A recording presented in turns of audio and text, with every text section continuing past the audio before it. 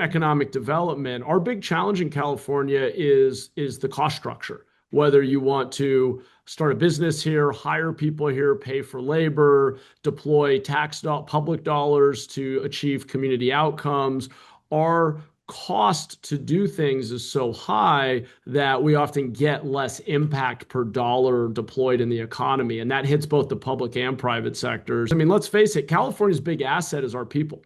We have incredible talent in this state. We are a talent magnet. People want to be here. We have great research universities, great quality of life, amazing weather. We're open and welcoming to immigrants. So that's our asset. But we can't actually continue to sustain economic growth if people can't afford to live here. The state's policies are in conflict with the Central Valley's realities. We have a major problem here. Sacramento's policy goals often conflict with the realities of our valley when our core industries of oil and agriculture are attacked through unreasonable regulations. The state destroys the very heart of our economic drivers. Also in our small businesses, the restaurants, the nonprofits that rely on those industries.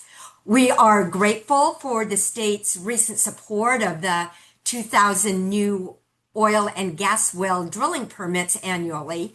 They're going to bring more jobs to our regions. They're going to bring down the cost of gas. But we need these ongoing understandings by our state legislature that water is critical to us in the Central Valley, and our ability to provide the energy that California needs. We have those resources right here in the Central Valley, right here in Kern County, that can make a difference for our entire economy. Things that are really well-intentioned can have a chilling effect. Things like VMT, the vehicle miles traveled thing that was put in to comply with CEQA, actually made it very difficult for us to build housing here in Riverside. So we had to do a workaround. We've come up with a very creative way to do this where we have a VMT mitigation bank, which actually allows developers to comply with CEQA while they put money into this bank, which has been supporting mobility, green and pedestrian bike lanes and all sorts of things. So sometimes the state legislature does things with well-intentioned, but then it ends up being difficulty for us. Kind of lament that we don't really have economic development tool like redevelopment anywhere anymore. So that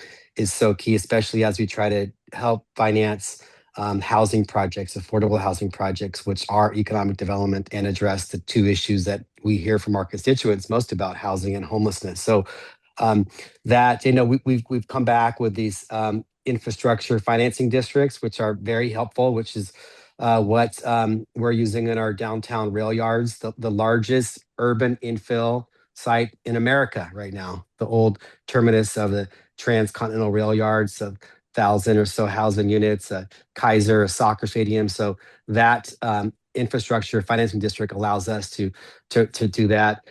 California is actually a great place to do business. We're number one in manufacturing in the country, right?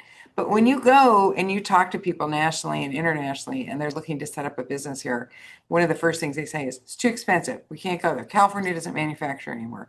And then you talk to them about the diversity of the offerings that we have. City of Riverside, we're a foreign trade zone. Our entire city is a foreign trade zone.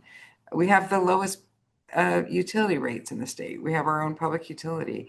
We still have some space here. So I think having the state support us in a cohesive message about that it's still a great place to do business here. And there is GoBiz is the state agency that does this. They're going in the right direction. They listened to us. We told them that they needed to do this a bit more. So I know they've been understanding that other states do a better job of this at national and international conferences. And I think they're coming around and they're trying to do a little bit more polished, cohesive presentations at these things to attract economic development.